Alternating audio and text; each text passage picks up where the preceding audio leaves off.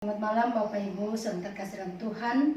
Kita akan memulai doa malam kita, doa malam secara online pada malam hari ini.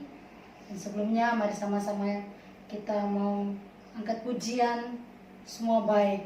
Karena kita tahu Allah memegang kendali kehidupan dunia ini. Apapun yang terjadi, kita tahu Tuhan berkuasa di dalam segala sesuatu. Untuk itu mari kita sama-sama pujikan semua baik.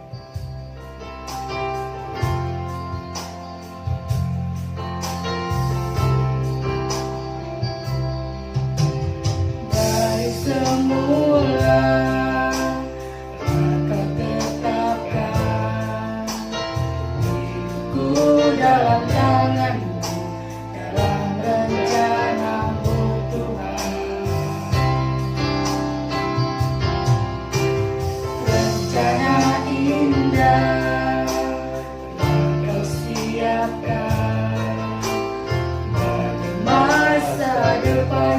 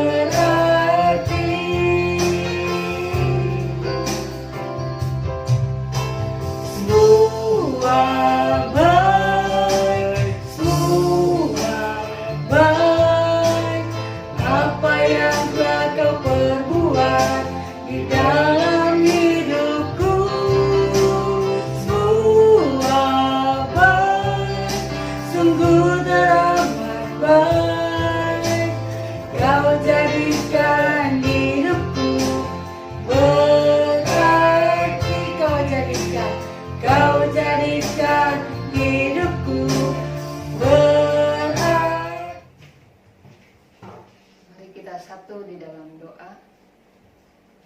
Ya Tuhan, kami mengakui Engkau adalah Allah yang baik di tengah situasi yang tidak baik, Yesus.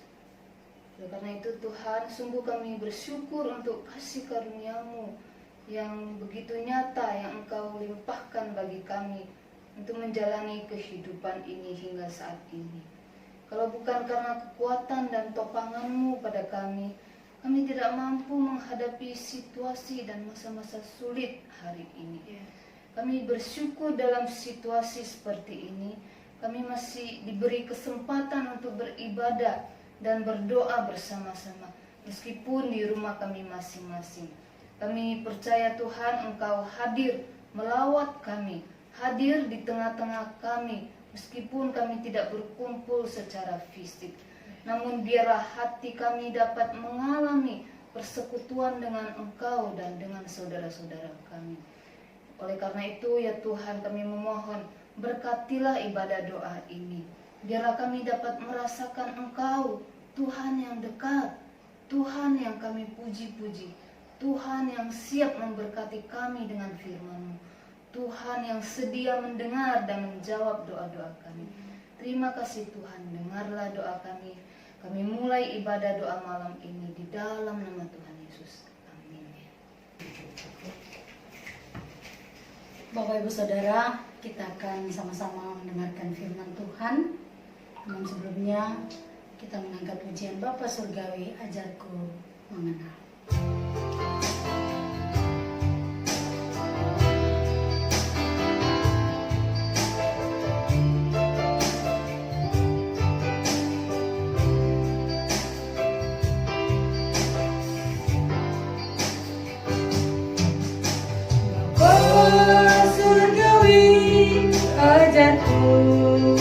Mengenal betapa dalamnya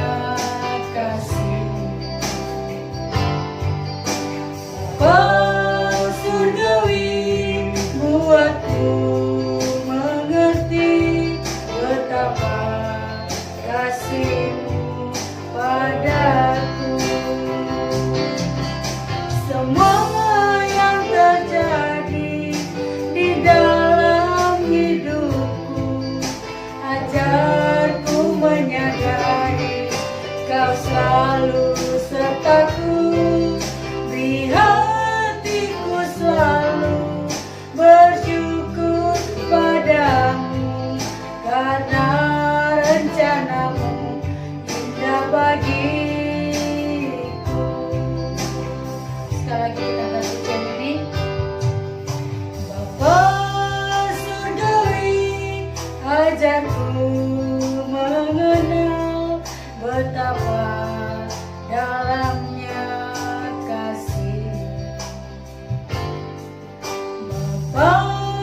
Surgawi, buatku mengerti betapa kasih-Mu padaku.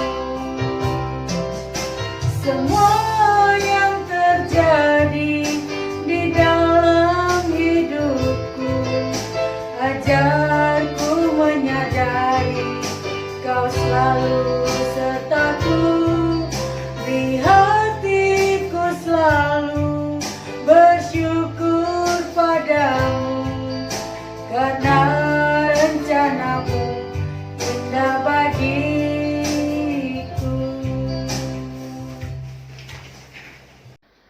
Bapak Ibu, firman Tuhan yang akan mengantar kita berdoa di rumah masing-masing terambil dari Matius pasal 26 ayat 37 sampai 41. Beberapa bagiannya saya bacakan. Demikian firman Tuhan. Dan ia membawa Petrus dan kedua anak Zebedeus sertanya. Maka mulailah ia merasa sedih dan gentar. Tinggallah di sini dan berjaga-jagalah dengan aku.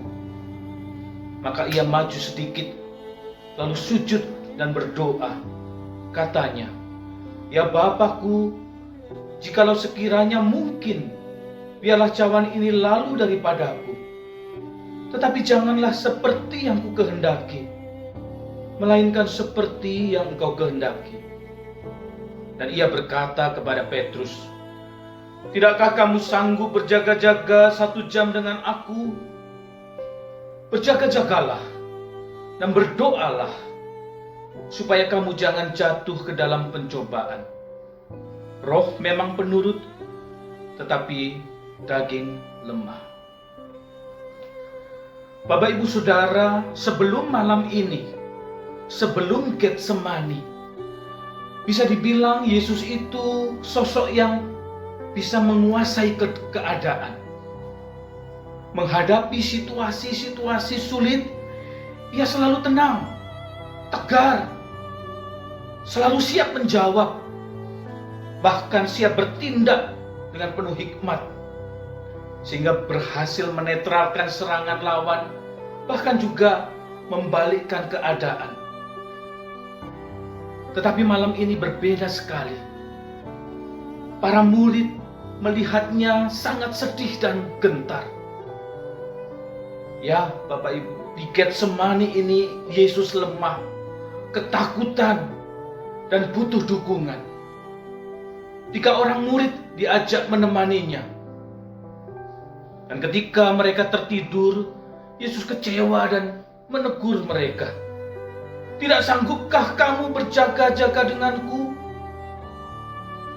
Rekan-rekan pendoa, pergumulan apa yang dihadapi Yesus di Getsemani? Mari saya ingatkan. Getsemani Yesus adalah saat ia berkumpul dengan cawan yang harus diminumnya sendiri.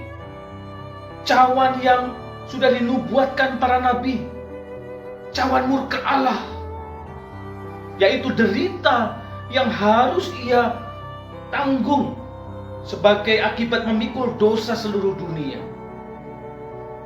Bahkan Bapak Ibu, Getsemani Yesus adalah saat ia berdoa 3 kali, memohon kepada Aba, Bapanya yang terkasih. Tetapi jawaban yang didapatnya adalah tidak. Tidak ada cara lain untuk menyelamatkan seluruh ciptaan dari kuasa dosa. Maka tahulah Yesus, Bapak Ibu, sejak di Getsemani ini, ia akan benar-benar sendirian menghadapi salib dan kuasa kegelapan. Tidak heran, sebagai manusia, ia gentar dan ketakutan. Tetapi Bapak Ibu, jangan kita lupakan, Getsemani ini juga punya berita yang lain. Betapa di dalam kesendirian dan ketakutannya itu, tekad Yesus dan komitmennya tidak berubah.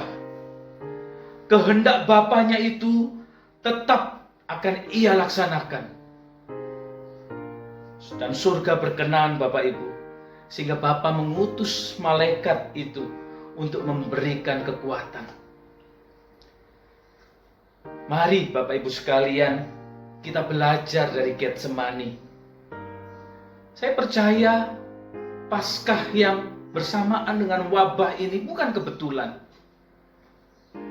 Langsung atau tidak langsung, kita turut merasakan dampaknya. Tapi mari kita melihat pergumulan pribadi kita masing-masing. Kita melihat pergumulan pasien corona dan para medis yang merawat mereka. Pergumulan pemerintah kita, bahkan pergumulan dunia di masa pandemi ini. Sebagai panggilan Yesus kepada kita untuk bergumul bersamanya. Berdoa, berjaga di dalam doa bersama Yesus di Getsemani. Supaya apa? Pertama Bapak Ibu, supaya kita tidak mengulang kesalahan para murid. Mereka tidak serius berdoa sehingga jatuh dalam berbagai pencobaan. Iman mereka terguncang sehingga ada yang menyangkal Yesus, ada yang lari meninggalkan Yesus, bahkan ada yang mengkhianati Yesus. Jangan sampai itu kita alami. Yang kedua Bapak Ibu, kita harus berjaga bersama Yesus di dalam doa supaya gereja hari ini dimampukan menjadi berkat, baik lewat doa-doa kita, dan pada gilirannya nanti juga lewat berbagai bentuk kepedulian nyata yang pastinya turut menghadirkan kerajaan Allah, memuliakan Allah di kota kita, di bumi Indonesia ini. Dan Tuhan Yesus juga mau Bapak Ibu, supaya Getsemani ini menjadi tempat kita saling memberkati. Jika Yesus saja, sosok yang kuat itu, ternyata bisa lemah, bisa ketakutan, bisa butuh dukungan, maka Getsemanilah tempatnya kita juga mengakui kelemahan dan ketakutan kita masing-masing, lalu saling mendoakan, bersama-sama memohon dukungan dan pertolongan Tuhan. Dan kalaupun jawaban Allah adalah tidak, maka kekuatan rohani, kekuatan surgawi lewat kehadiran malaikat di Getsemani itu pasti juga akan kita alami. Dan dialami oleh semua mereka yang kita doakan. Sehingga apa Bapak Ibu? Sehingga masa wabah ini tidak membuat kita jatuh di dalam pencobaan iblis, melainkan justru membuat kita rela berdoa. Jadilah kehendak-Mu, bukan kehendak-Ku. Inilah sikap iman seorang murid yang pasti menyukakan hati Tuhan dan memuliakan Tuhan. Amin Bapak Ibu Saudara. Mari sekarang kita masuk di dalam doa pribadi ataupun bersama keluarga, mendoakan pokok-pokok doa yang sudah ada di dalam WA. Nanti hari Jumat juga kita akan berjaga-jaga bersama di dalam doa lagi lewat gerakan doa berantai kita. Selamat berdoa, selamat menjadi berkat lewat doa-doa kita. Sampai jumpa di hari Rabu yang akan datang.